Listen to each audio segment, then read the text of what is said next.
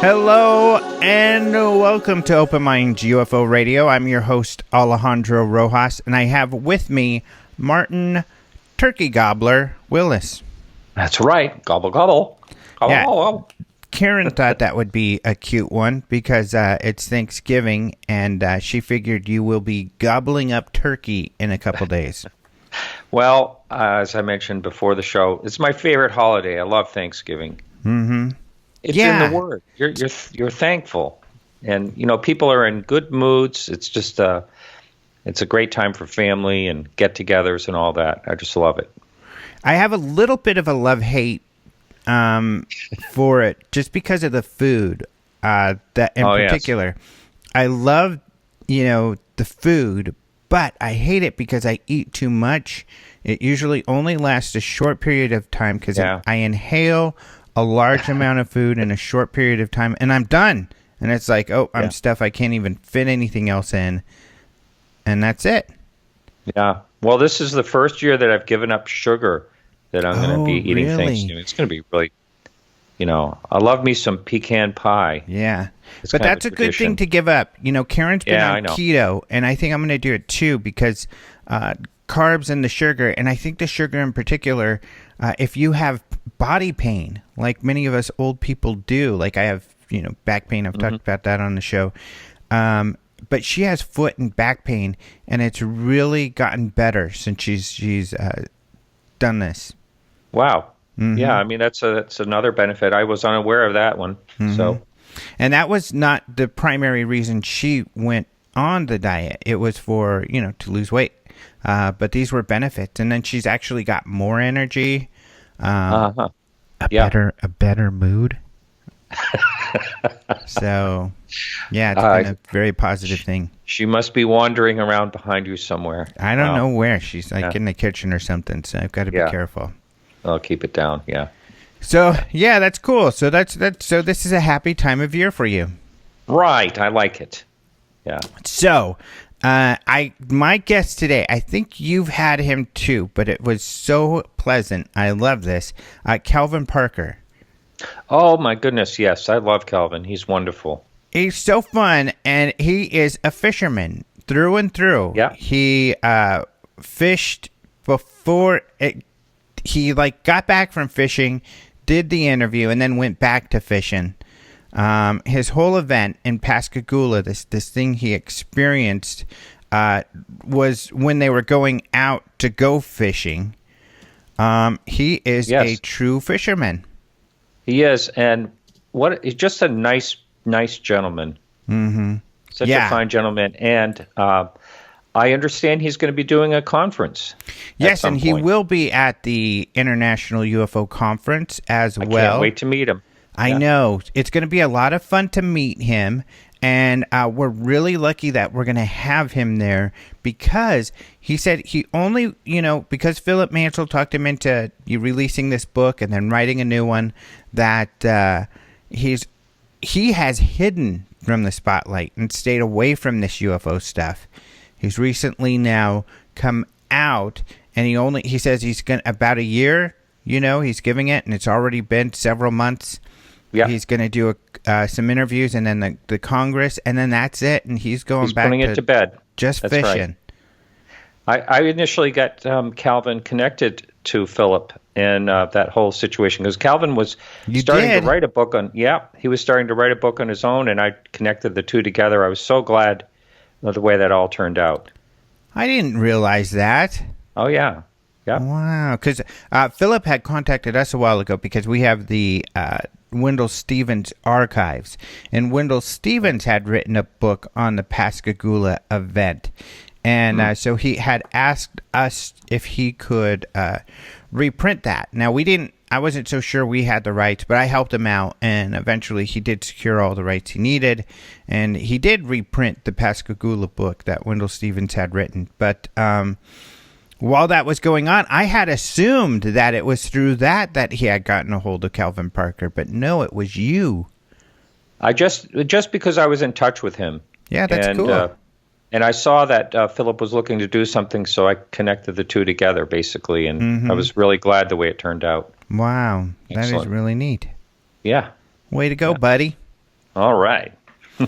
Well, yeah, so this is a great interview. I had a ton of fun doing it, so I hope everybody, all the listeners, have a ton of fun listening to it. So that's the guest for today. That's excellent. I can't wait to listen. He was on my show twice, and both times was just as entertaining. Cool. And so I'm going to be listening to this one. Cool. So let's get into UFO news. And I do have kind of some big news, but you can do it first, yours first, if you want. Well, I hope I'm not stepping on your toes. Oh, that's okay if you are. Go for it. Okay. Well, this has to do with you talked about it on my show last week, but it has to do with I was getting a lot of email. There's a lot of info, a lot of news out there about this, and this was multiple airline pilots, commercial pilots saw a very high-speed unidentified object over Ireland, and I'm gleaming this from the War Zone, from a former guest of yours, Tyler Rogaway and Joseph Trevithick. I don't know exactly how to pronounce his name.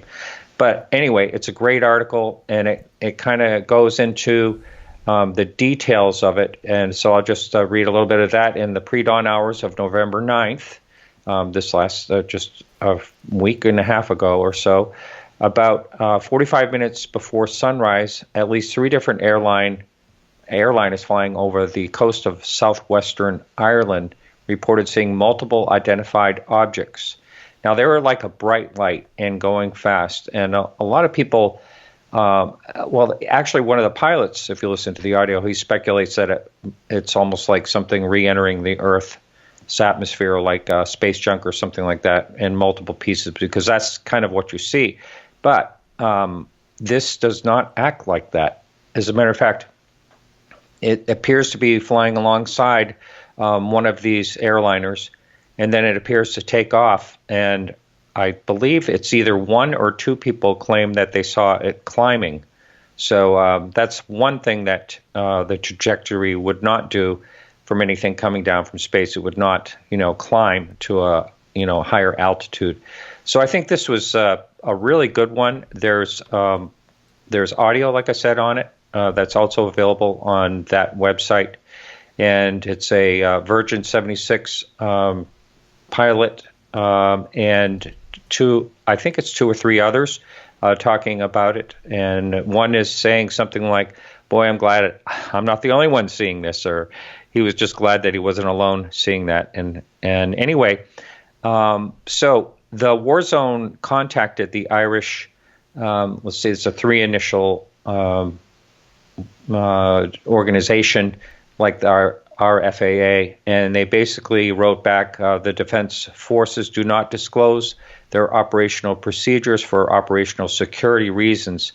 This incident is a matter for the Irish Aviation Authority, and that's how they end it. So he was not able to get any information out of them. And so it stands, as far as I know, it stands as that, and most likely an unknown. Yeah, there's been a couple suggestions, because one of the pilots had said that it looked like a meteor, but like you said, the other said it had moved away, but they also they had mentioned how fast it was going, and it is possible there is a type of meteor where if they're coming in at not a steep enough angle, where they'll come in, they'll burn, and then they'll skip off the atmosphere and head back out.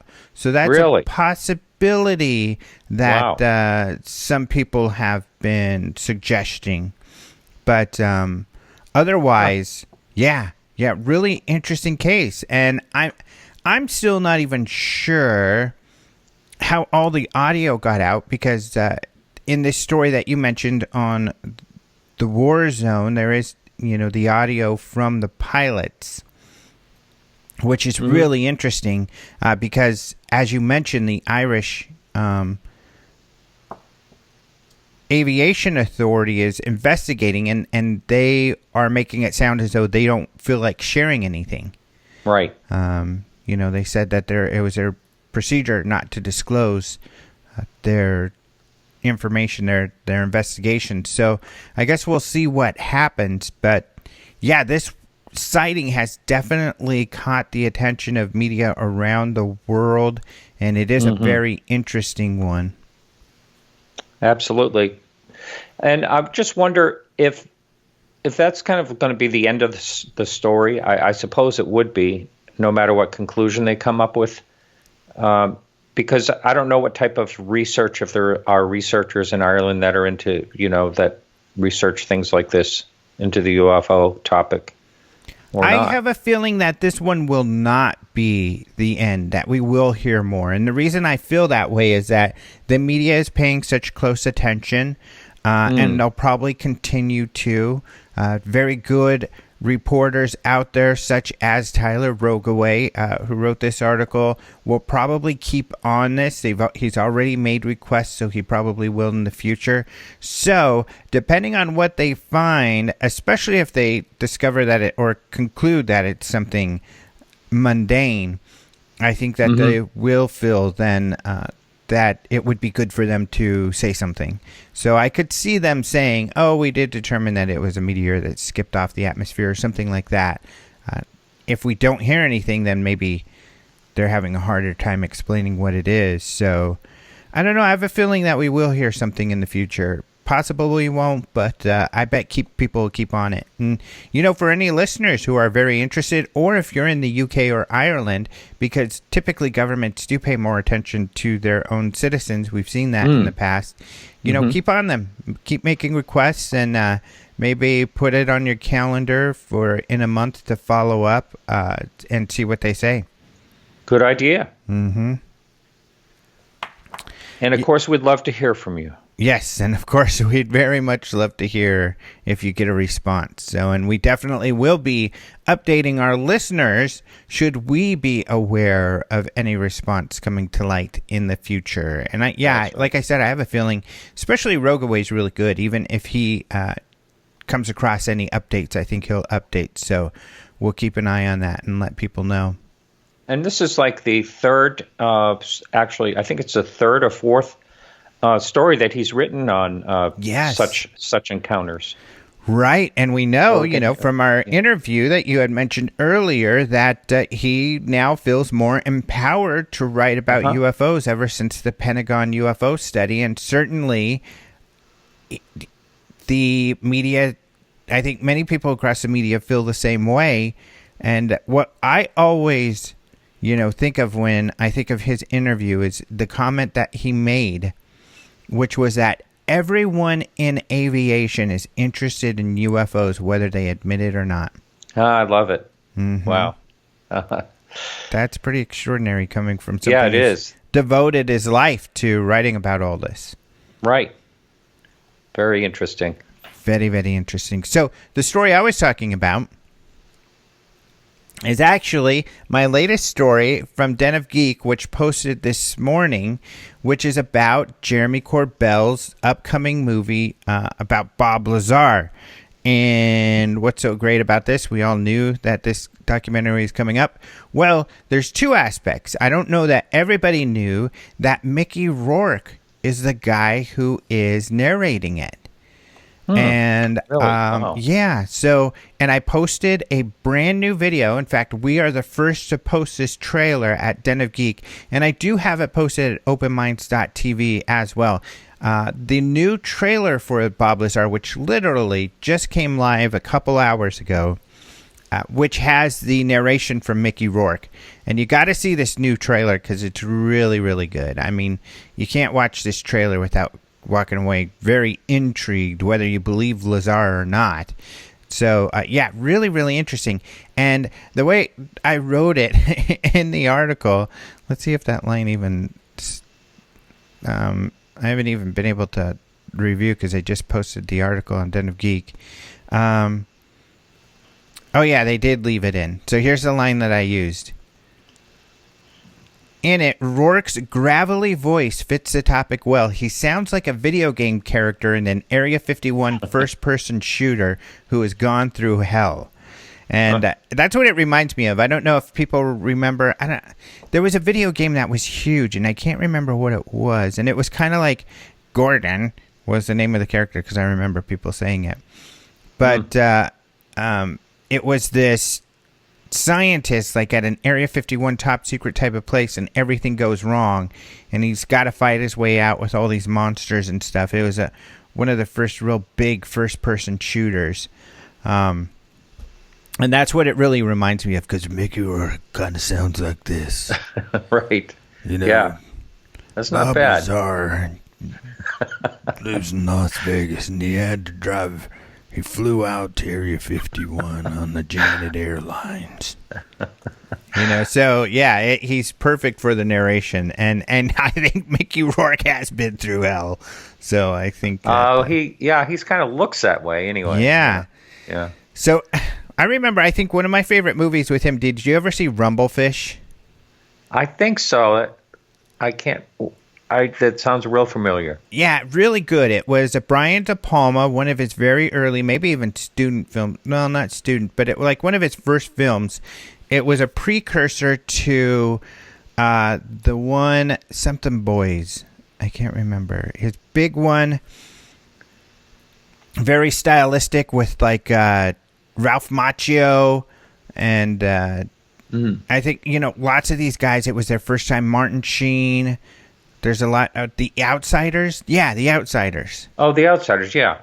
So this Rumblefish was kind of a precursor to that. Similar, very stylistic, black and white, really good. But Mickey Rourke was in that, and he was great. But, yeah, so this trailer. Now, I have a full story at Den of Geek that people can read on it. And then at openminds.tv, I kind of have a short story that links to my full story.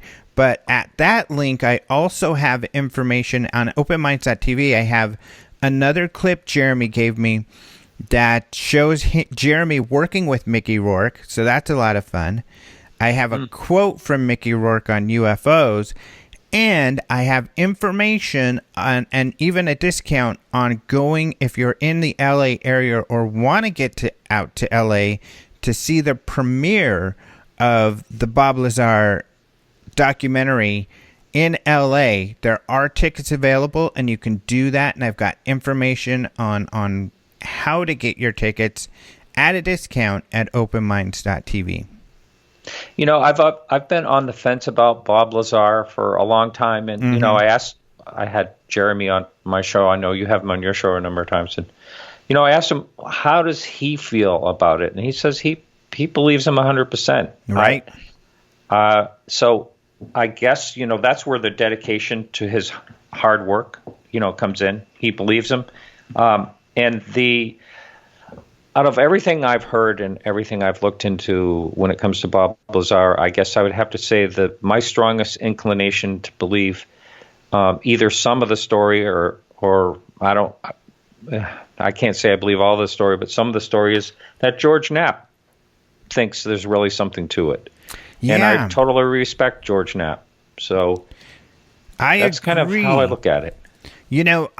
With Lazar or Knapp is a big deal to me, and that's really why I'm so on the fence still with all of this, is that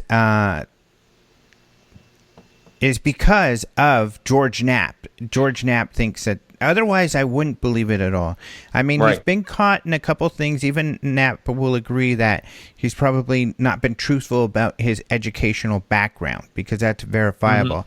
However, what gives Knapp pause is that he says he has heard from anonymous people at Area 51 that, there's something to what Lazar is saying. And he knows Lazar very well. And he says he really comes across as someone believable. So that all makes me think also that, and it makes me, puts me on the fence. I have a video at Open Minds TV that I call Area 51 and Aliens, another UFO disinformation scandal, question mark. Mm-hmm. And I kind of go over some of my thoughts on the case related to other disinformation that we know has been out there. And really, I'm not making any conclusions at all. I'm just asking questions and kind of, going through the whole case. So I hope people watch that. I've got quite a few people looking at it. Some people have gotten really mad, of course, that I even suggest that. And some, are like, oh, he's totally full of it. But I at least I go through it. I still feel the same way as when I recorded that video. It's so curious. Now, is your take as him being used as disinformation or disinformation about him? No, I think him being used and I just question, and here's why. We have this gentleman called Richard Doty who did put out disinformation. Mm-hmm. He admits that to this day. He says, yes, that's what I did. Richard Doty left the Air Force and then went to become a police officer. Oh, this is really weird. So I'm on my story of Den of Geek right now, and you know how I was talking about that video game? Yeah. I guess there's a new version, and literally this video pops up with that game. It was called Half-Life. That was the name of the game. So they're showing images right here on Den of Geek of Half-Life. That's really weird. I haven't heard of that game forever. Mm. But anyway, that Doty never got in trouble publicly that we know of, even though what he did, as Alexander makes a point, was a crime. And, he was, if he was feeding disinformation to the public at the behest of the government, you're not supposed to do that. But he never got in trouble. Bob Lazar also did not get in trouble. Not only that, he allegedly has had government contracts. For his what he does now. Science company. Mm-hmm. So that's all very strange. Why did they not get in trouble? Why are they still working with the government? And then I go over the types of claims and stuff too. So, yeah, I think that is a possibility that we just can't rule out. We can't rule out. Personally, I haven't ruled out any possibility, but I think that's a possibility that's out there that we have to consider. Now, do you think that when this movie comes out and people watch it, do you think they're going to be swayed to believe? I don't know. I haven't seen it yet, and luckily I will be able to very soon here, and I'll let you know then. I guess I'll let you know next week. I would assume yes, because it's very compelling to hear from a witness, firsthand. Right, and I know we're almost out of time. I know we are. We only have a minute and a half. You probably want to talk about the screening. Yes, because I know Sam Morando wanted to say thank you we mentioned his name, and he was involved in one as well. Yeah. So the screening. Oh, what was your question, though, real quick? No, just I thought we only have a minute left. If you wanted to talk about the screening. Oh, you were going to bring that up. Great. Yeah. So we're both thinking the same thing.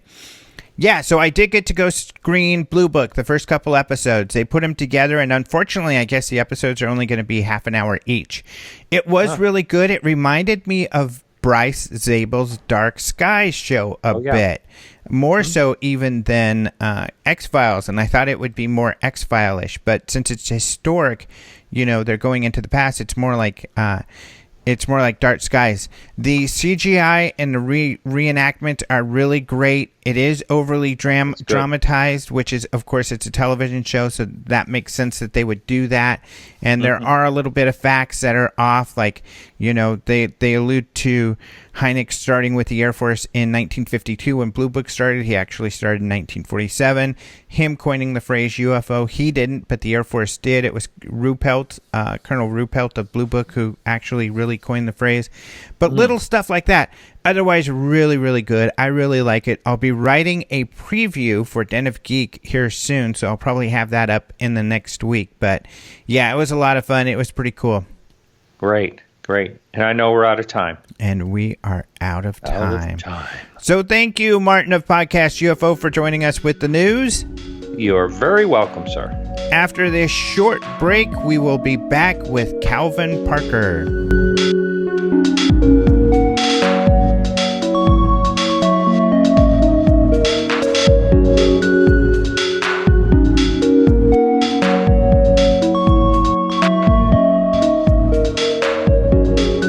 I am very happy to welcome to the show, and I've actually been excited to have this interview for quite some time, but I've got Calvin Parker with me of what is known as the Pascagoula incident. How are you?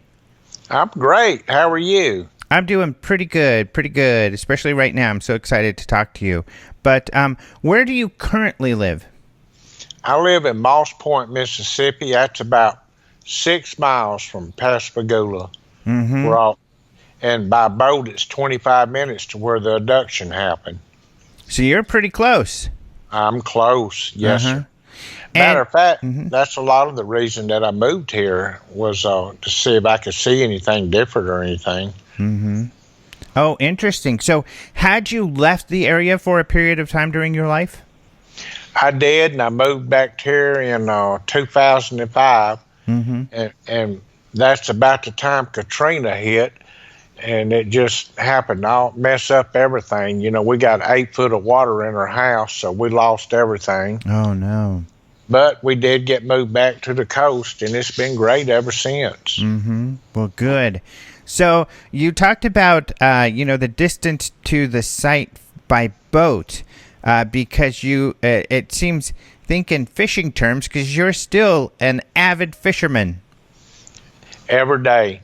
Well, I used to fish every day till this book came out, and now I had to cut it back to about 2 to 3 times a week. But before then, it was an everyday deal fishing. Mm-hmm. And fishing is kind of how you got in this trouble to begin with. That's exactly the way that it started. So Charles Hickson and myself, was fishing when this happened. So. Yeah, maybe we can start off, I guess, describing what had happened. So you and Charles Hickson, and maybe you can tell us a little bit about him. It all started when you decided to go fishing. That's exactly right. I had actually just moved down from Laurel, Mississippi, which is 109 miles from here, and took the job. My first day on the job was October 11th of 73. And somebody asked me the other day what happened. I said, well, I got abducted, I got examined, and I got fired all on the same day. Oh, so, I didn't know about the firing part, I guess. Well, actually, it wasn't firing. It was just me wanting to leave. Mm-hmm. Right. So how did you meet Charlie Hickson and, and get started on this job?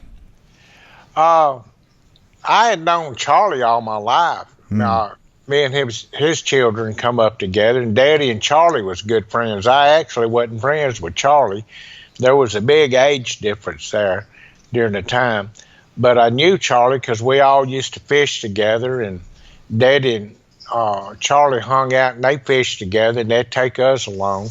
But I knew all of his children, and when I needed a job, Daddy said, just call Charlie. So I called Charlie, and he was working down here at the F.B. Walker's Son shipyard and asked me to come down and go to work for him. So I figured that was a dream job because actually I had a 16-hour-a-day job 7 days a week, and I was fixing to get married, and I wanted something normal in my life.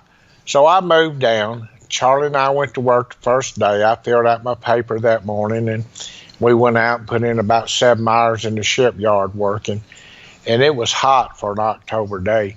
Well, we got off work. Charlie said, there's a good fishing spot down here. Of course, I jumped on that. I was young, and I had always went fishing with him. So, it sounded like fun to me. I didn't have nothing else to do.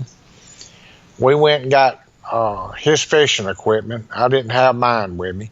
So we went and picked his up. We drove to a place called the Old Shaw Peter Shipyard, and he used to be a big grain elevator there where they'd unload these ships, and that grain would fall off in the water, and the fish would come up and feed on that grain. And Charlie had caught a lot of fish there, and he was telling me all about it, and I was pretty ribbed up about it. So when we got to the shipyard, I noticed it was just a big mess. It was tall marsh grass, and that's what, just before the grass starts dying off in October. But it was and then the water had washed a lot of debris up on the shore that washed out from everybody's house and all. And it was just a real mess, and there was a no trespassing sign up. I said, Charlie, you think we need to be fishing here? They said no trespassing. Oh, don't worry about it. Nobody ever comes here. It's abandoned. So we walked on down. It took probably 25, 30 minutes to get to the point where we was going to fish. But while we were fishing, we got settled in, sitting on an old steel pier and looking across the river. And I was looking at a big old steel boat sitting out there, and I was wondering to myself, now how in the world does something made out of steel float? And that still bothers me to this day. But I noticed some blue lights coming across, and I was thinking to myself, yeah, we trespassing. And they coming to run us off or give us a ticket or take us to jail or something. Well, Charlie must have seen them about the same time, because we both stood up and turned around and looked. And then all of a sudden, the blue lights just kind of faded out to one big bright light. That has to be the brightest light I've ever seen in my whole life. So it was blinding there for a second. And before we could really get her, now I'm speaking for myself, I can't speak for Charlie from now on. Mm-hmm. But before we could get her vision back, this craft had set down probably 100 yards behind us, and about halfway up, I could see 3 bulky figures coming toward us. And I was thinking, now how in the world are they coming through that mess right here as fast as they would? But it was 3 robotic-looking creatures when they got to us. They had kind of gray skin. They didn't have a neck. They was real bulky-looking and not very tall. And they had, looked like mittens on their hand, or crab-like hands is the way that I described them before. And 2 of them got a hold of Charlie, and 1 got a hold of myself. And immediately when they got a hold of us, it was like they just relaxed. I mean, I couldn't move nothing except for my eyeballs. I could move my eyes and roll them to the side, but I couldn't turn my head and look. I couldn't resist any, because if I could, I would have still been running. So they got, and we started approaching this one creature. It kind of levitated me off the ground. And I hadn't figured out yet how it didn't break my arm or something, because it was at least 2 foot off the ground. And I just seemed effortlessly, just like a big bunch of helium balloons was tied to me and floating me up. And they just kind of floated me across the top of the marsh grass towards this craft.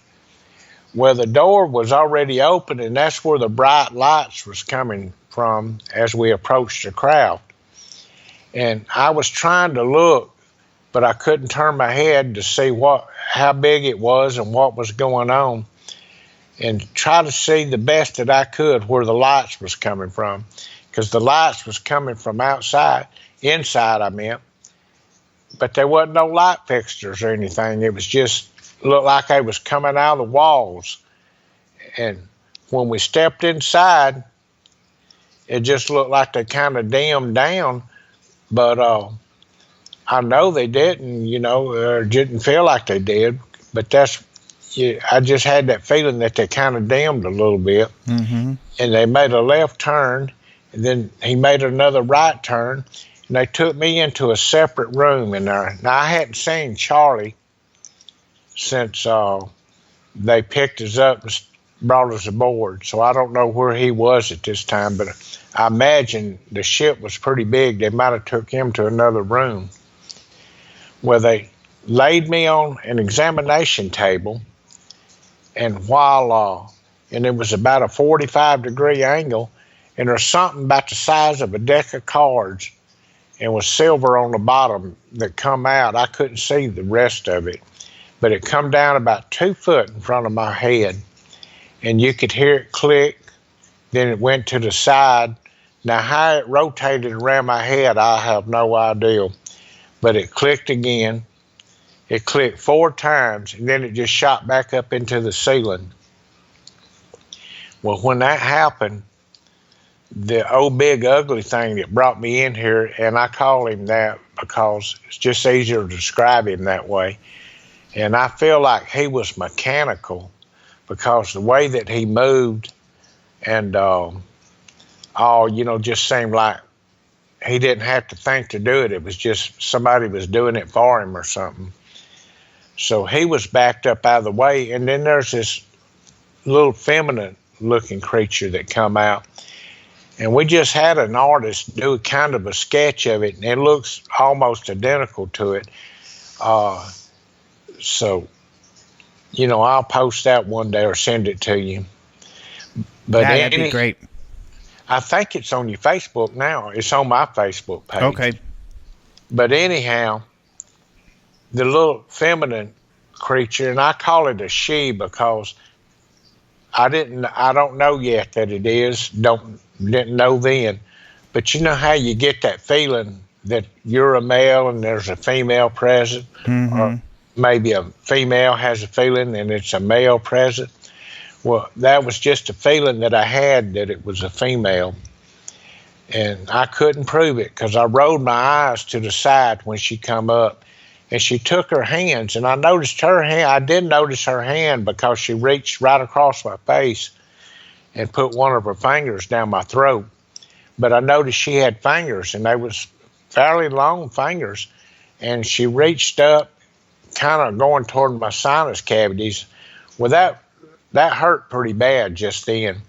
But as she was doing that and the pain started, I don't know how she knew it was hurting. I guess the look in my eyes or whatever. But she just telepathically, now I say telepathically because her mouth didn't move at all, sent a message says, "We're not going to hurt you."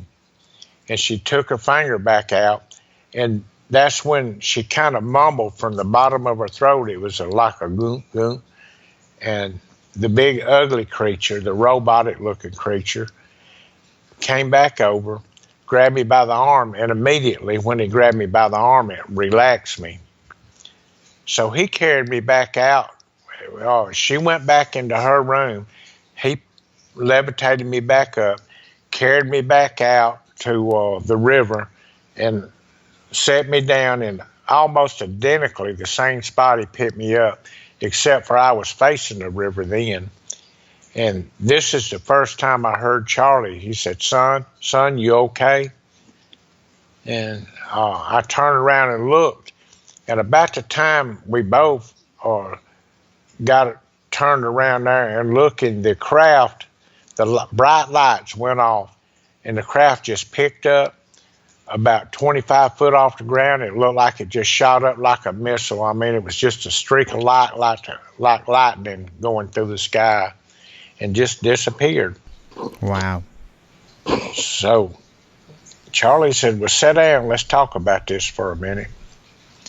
I was thinking, you crazy. I don't really want to sit down and talk about it. I just want to go. Mm-hmm. But anyhow, we sat down for a few minutes, and I said, Charlie, look, we don't need to tell nobody about this because I don't want people to think I'm crazy. I have no idea what happened. And up till this date, I had no idea what a UFO was or an abduction was or anything. I've never heard of it because I was just an old country redneck, uneducated country redneck boy from Mississippi. We had one little small black and white TV, about a 13-inch, and it had to have rabbit ears on it to work. And you got 3 stations, NBC, CBS, and ABC. You didn't hear such as this. Mm-hmm. So we didn't listen to the radio because we didn't have one to sit around and listen to. So I had no idea what was going on, but I knew it was bad, and I knew we would have a really hard time explaining this to somebody. I was engaged to get married in November, and I sure didn't want to go home and explain that to her father because he was strict. Right. So I said, boy, let's not tell nobody, Charlie. Oh, we won't. So we got up and got our stuff and went back to the car. And that's when I noticed when we got to the car, all the windows on the passenger side that was facing the craft was shattered in place. They hadn't fell out yet, but they was just shattered in place.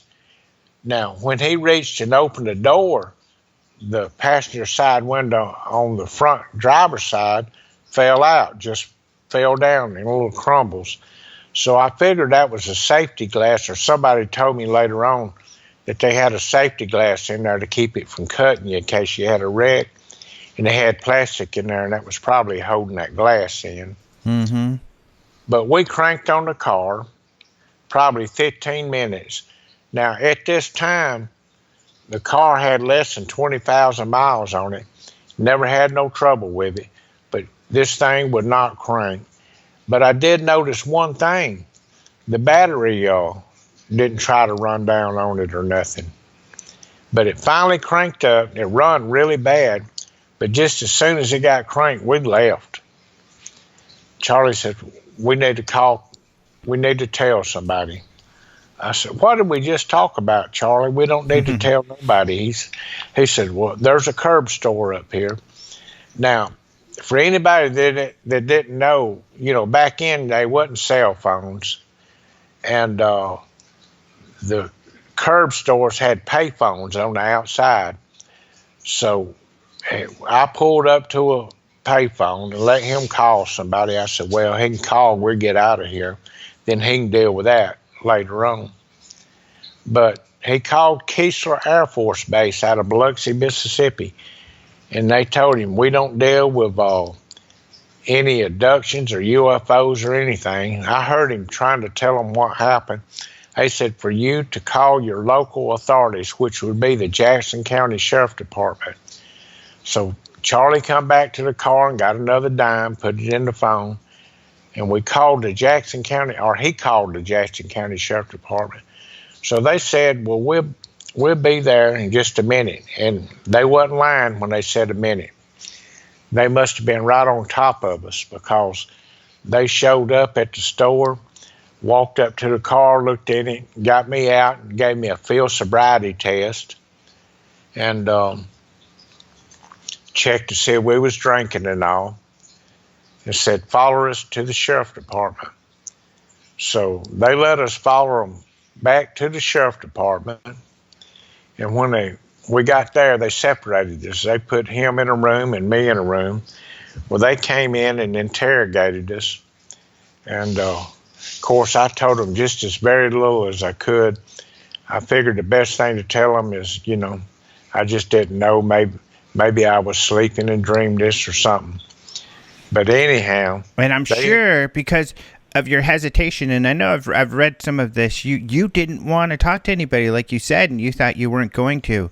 So at this point, you've got to be feeling pretty uncomfortable. I was feeling way uncomfortable. I was young. I didn't want to go back over to where it was, and I figured the sheriff department was going to make us. And they come in, they said, now look, when they first started, they said, look, if this is a hoax, you're going to jail for a long time. And I remember specifically saying, I had rather be in jail than I had where I was.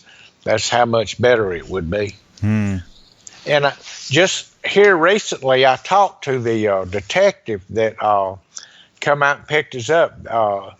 They did an interview with him, and he's getting on and retired. And he said that when he first heard about it, he laughed.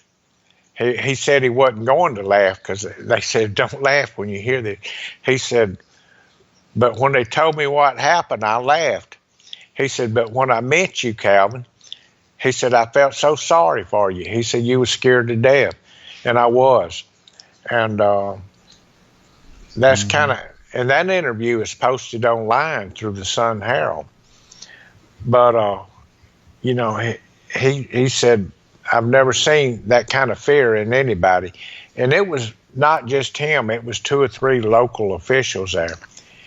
Well, when they put us back in the same room together, what we didn't know is they put in a tape recorder inside a drawer. And I didn't find this out until after I got ready to write the book. And they had this tape recorder inside a drawer, and they was listening to us talking there probably 30 minutes. And that's what they call the secret tape. And I've just recently, not long ago, read up on it, and I remember very well what was said and the fear that was in it. And that's what convinced them that something had really happened.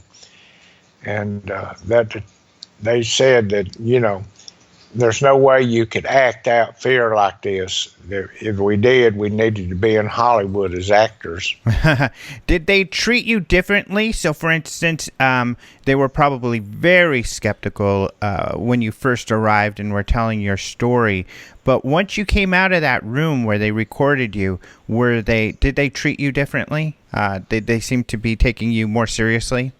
They took me serious then. Now, like you said, when they was carrying us in there, I know what it was going to be. They was going to have a good laugh, a good joke, spank her hand a little bit, and pass it off. But once they got to listen to that tape and got to interviewing us and all, then they got really serious. Serious enough that they called the sheriff, Fred Diamond, and told him to come down. And he was in bed asleep at this time. So he got up and come to the sheriff department, and he walked in and talked to us for a little bit, and he said, why don't y'all go home, get some rest, and we're going to go out to where this happened and look. Now, whether they ever went out there or not, I don't know, and that's one problem I have with investigators. Now, to me, this was a kidnapping in a way, and they should have went out and put up police tape, barricaded everything off, had somebody stay out there. Then the next day they should look for evidence. And they didn't do that because, we could see almost from the bridge when we went by, there hadn't been nobody down there. Mm-hmm. But it's also almost, if, from their perspective, if they believe you, and they're even thinking, whatever took you was really creepy, it might have been they were like, well, we don't want anything to do with that. So they're back, they're safe. We're just going to leave that alone. Well, that's kind of the way that I sensed it from. Now, to be honest with you, like I say, I didn't know what a UFO was. What I really figured it was at the time that it happened, the shipyard is a few blocks below there, Ingalls Shipyard, and they build stuff for the military. And I thought they might be something that they had built, and some old rednecks got out and gonna fly around and pull a joke on us and pick us up and laugh about it. So, oh, interesting. And I wish that's what it was. But right. When Dr. Heineck and all come down, it got the sheriff department stirred up. They investigated every scenario they could. Plus, we went to Keesler. Dr. Heineck made sure that we went to Keesler Air Force Base, and we got a good physical from the local hospital. Mm-hmm. Now, it was my plan. I knew that something had to happen because I believed hard enough that there was something bad wrong with us after that. That we might have had some kind of disease or something, or radiation, gonna give it to somebody. So I insisted to the shipyard that they get the deputies to come down there and pick us up the next day and take us for a physical. Mm-hmm. And they did that. And they found a puncture mark in my arm. And then they took us on into Keesler. But the next day when we got to work, they couldn't conduct business. I don't know how the press found out. Still don't here today. But it was thousands, not hundreds, but thousands of reporters from all over calling in. So we're going to get more into this. We've got to take a short break, and then we're going to be right back. So for those of you listening to the podcast, you'll hear a short musical interlude. For the rest of you, you'll hear some commercials. But we'll be right back with our fascinating guest, Calvin Parker, right after this.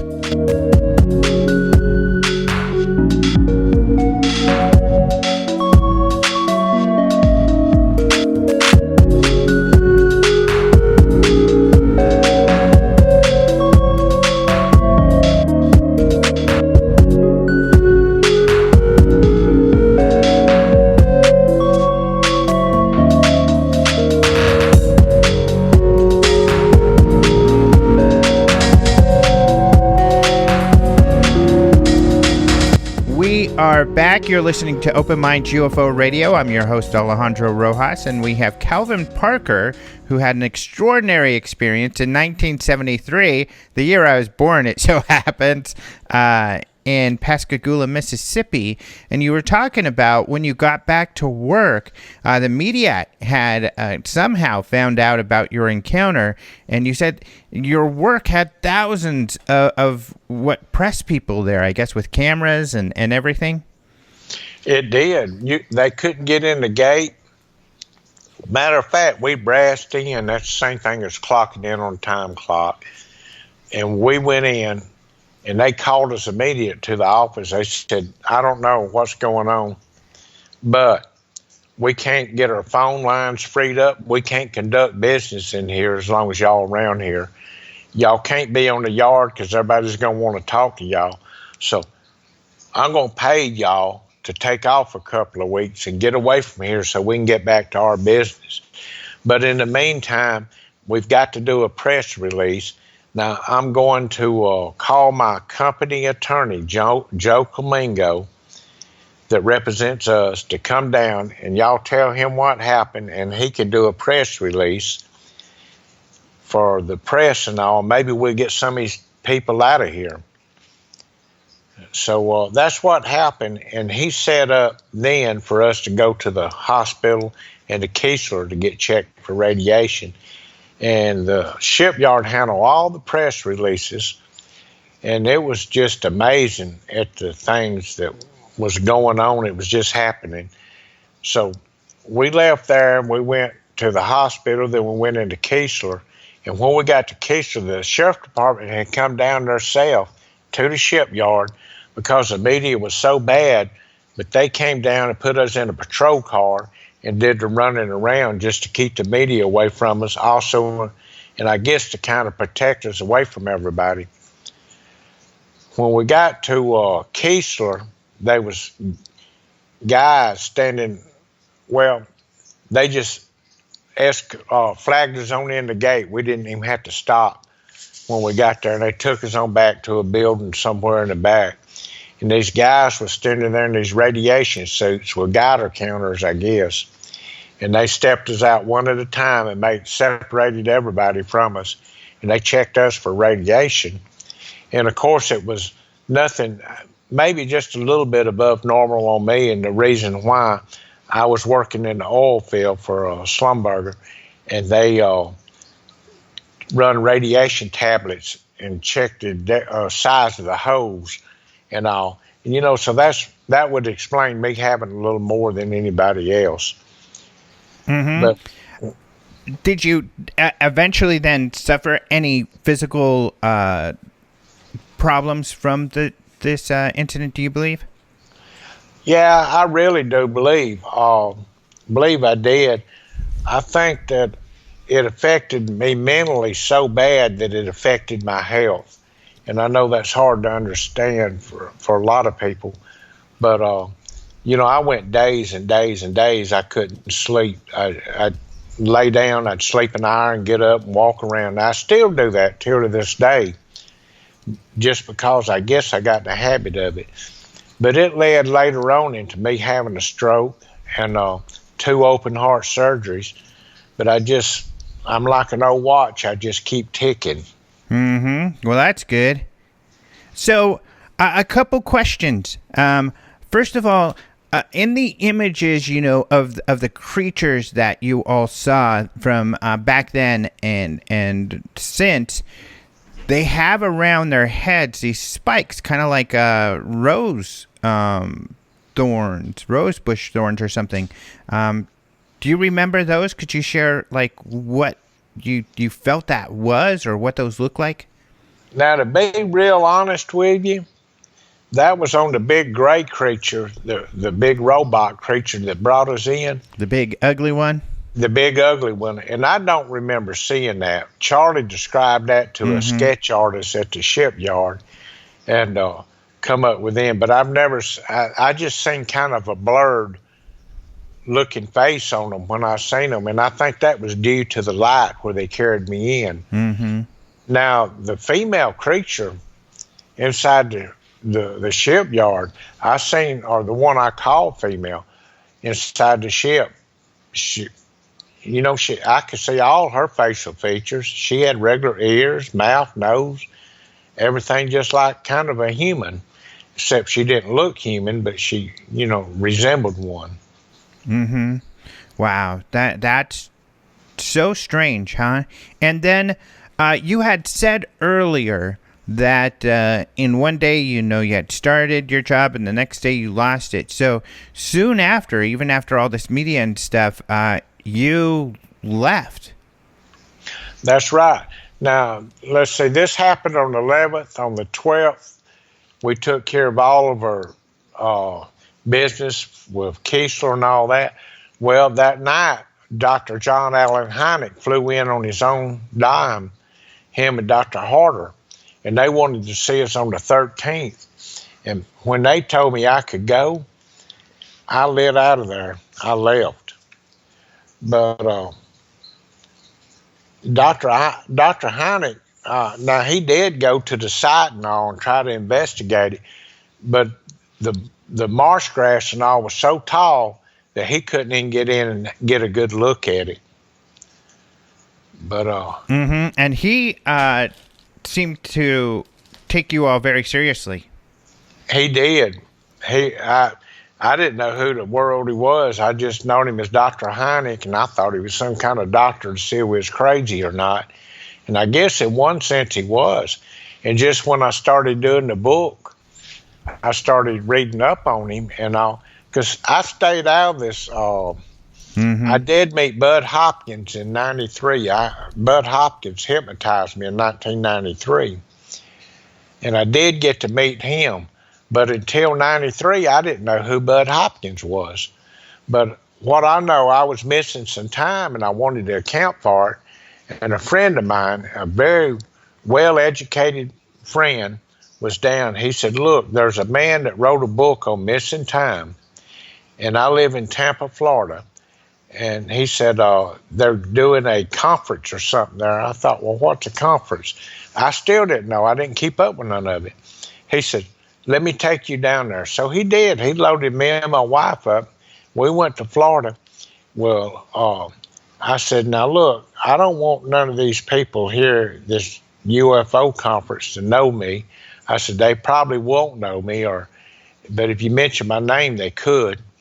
I said, I'm not going in. Would you go in and get him? He said, I'll be glad to. So he did. He went in and told Bud that Calvin Parker was out there and wanted to see him for a minute.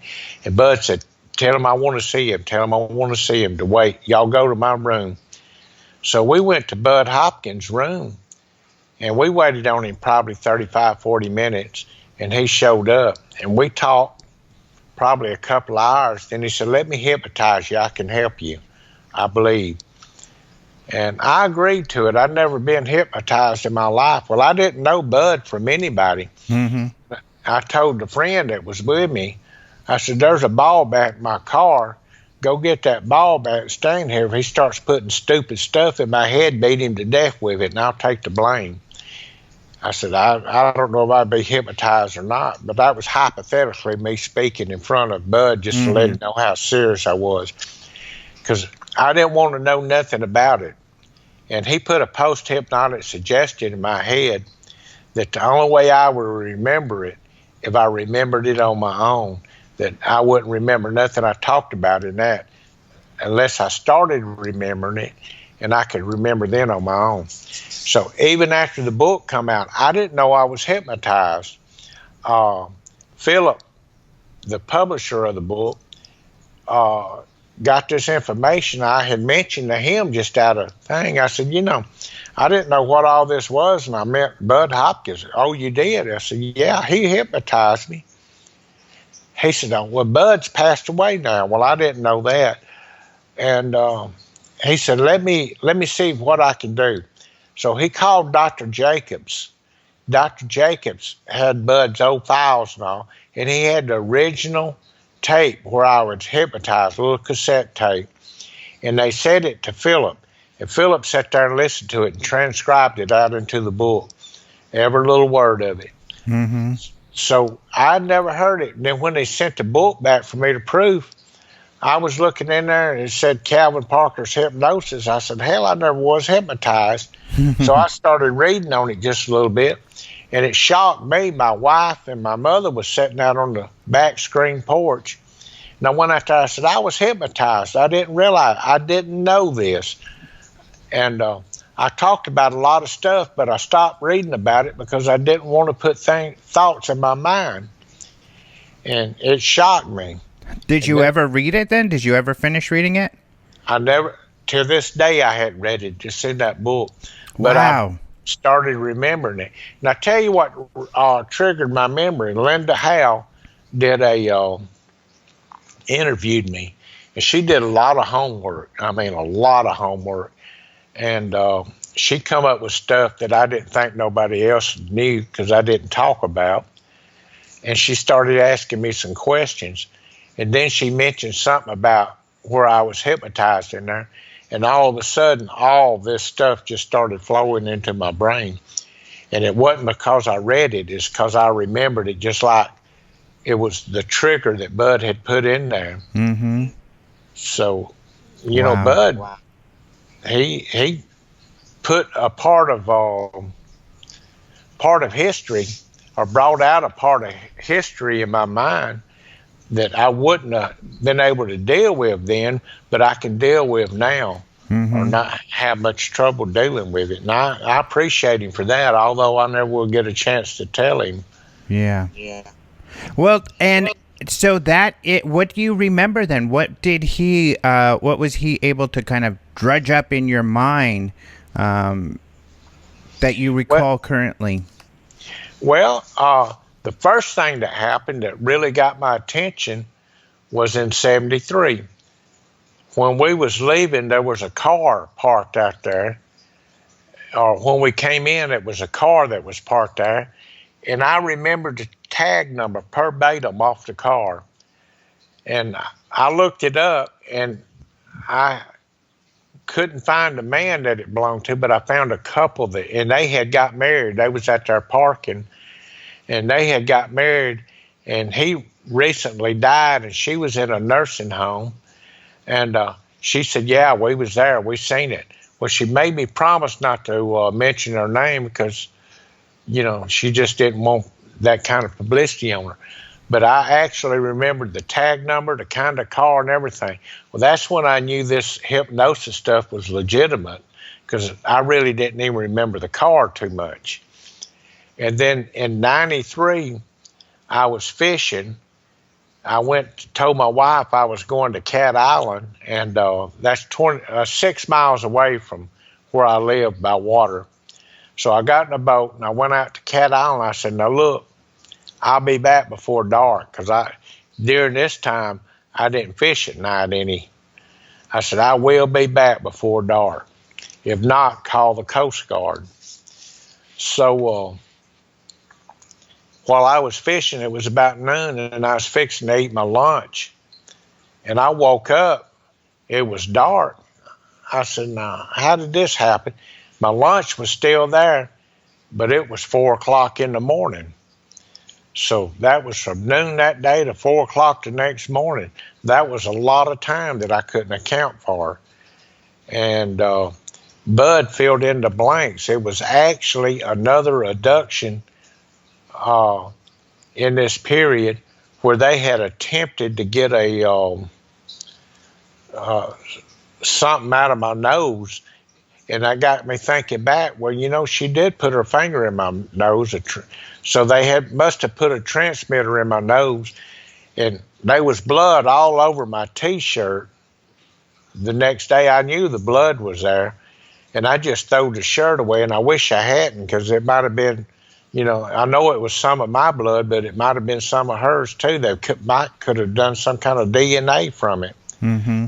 But I think that they attempted to take that out and was going to put it back in, and everything turned real sour on it. And like I say, it'd take 3 or 4 hours to tell the full story. And it's just unbelievable stuff. If you didn't experience or wasn't sitting there, you'd say, well, you know, he's just sitting here dreaming this stuff up. But honestly, I'm not. Well, and this whole thing had a big effect on you. So, for instance, like you said, you left. I mean, this whole thing made you leave because you didn't want anything to do with this. Now, Charlie, he went on and he did a lot of talking about the whole incident and everything, but you didn't want anything to do with it. But it seems like it's still...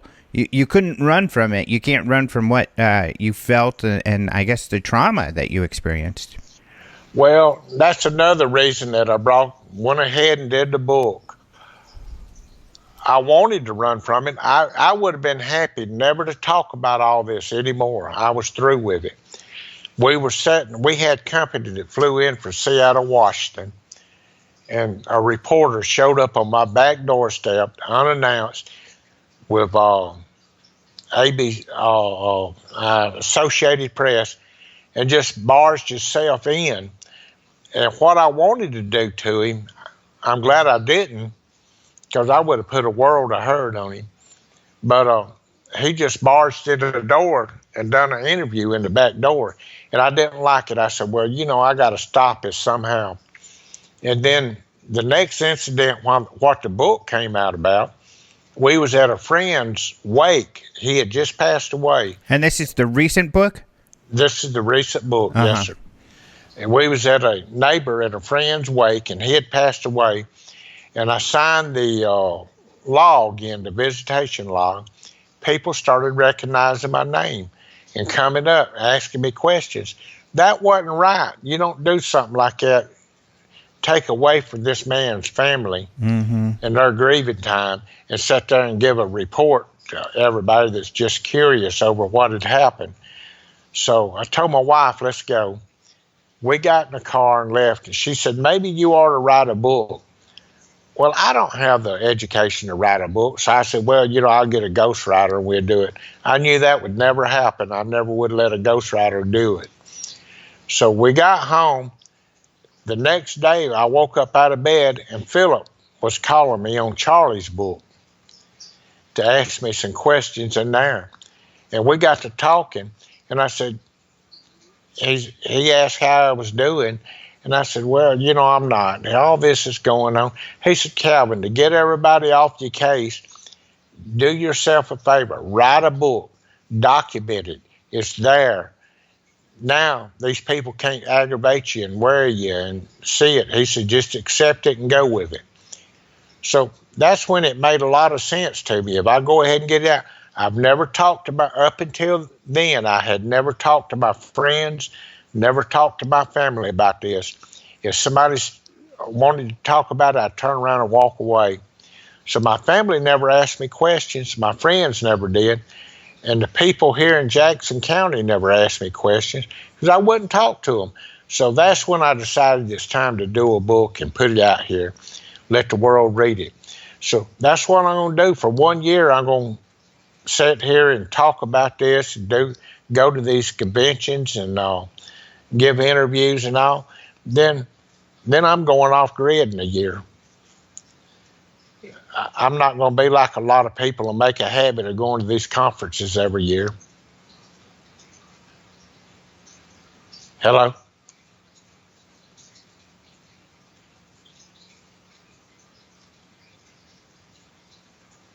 Hello? Oh, sorry about that. Let me make a note. I got to edit this. Okay. Yeah. Okay. Let me start up again. You wouldn't be the only one. I mean, to feel this way, and I think it lends a lot of credibility to your story that you did not, seek attention, that you just the opposite occurred, and that you're certainly not out there bolstering the story, and that the story has remained the same the entire time. Yes, sir, and I feel like it was time. I don't want to die. I'm not in good health right now. And as I told somebody before, I got an expiration date here.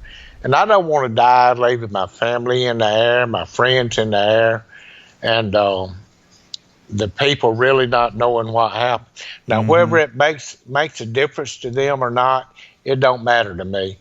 the point is, they need to know. I need to tell them what happened and get the story out there. And then, like I say, after I deal with this a year, I'm not going to be like a lot of these people that go to these conferences every year and try to get this little bit going on. I'm going off grid. Mm-hmm. They won't hear from me no more. That'll be the end of it. Go back to fishing. Go back to fishing. If you find me, it'll be on that water somewhere. And I'm a bit surprised that you, through all of this, even with the Bud Hopkins memory, that you have not been deterred from fishing at all. That's my only release. I fish it. Sometime I get up at 2 o'clock in the morning, I go out and I park the boat and I just look up in the sky, look at the stars and all, think what a beautiful place this is. Mm-hmm. And how wonderful it is, and how could somebody not feel like it's life on another planet? Because you look at all these stars out there, and all these stars has got a planets around them, I imagine. Mm-hmm. And it's just too many chances that it is. And God, and I strong believe in God, and I'm sure that He put other life here besides us. Mm-hmm. It would make sense. But you know what? I'm really glad that in this window, first of all, Philip's great. He writes for openminds.tv, and I think you've hooked up with a great person there in Philip Mantle. So happy to hear that. But I'm also really happy that during this window of you coming out and talking about your experience, I've not only been able to interview you, but I'll probably be the one to interview you at the UFO Congress coming up, which you're going to be a part of as well. Super exciting. Oh, I'm looking forward to that. Yep, we'll absolutely do our best to make sure that you have a wonderful experience, and because I'm confident that you will be providing a wonderful experience for the audience. I'm going to do my very best, and I'm going to be open to any questions they want to ask or anything. I've got where I just love to be around people. Mm-hmm. Well, there'll be plenty of people to meet there, and one of the reasons I am confident that all the audience there will have a wonderful experience is because I had a wonderful experience doing this interview, which we're already out of time for. Oh, it don't seem like it's been that long. I know. It seems like 5 or 10 minutes, but we've already gone through our whole 45. So thank you so much for joining me and sharing your story. It's fascinating. The world is just more mysterious than any of us even really suspect. Well, thank you for having me, and I'm looking forward to meeting you at the convention. Yep, that's going to be a lot of fun, and maybe I can do some research and find some good fishing spots out here you can go enjoy while you're in the Phoenix area. I've already checked them out. They got Okay. a big lake over in camping spots. Oh, perfect. All right. Well, thank you so much.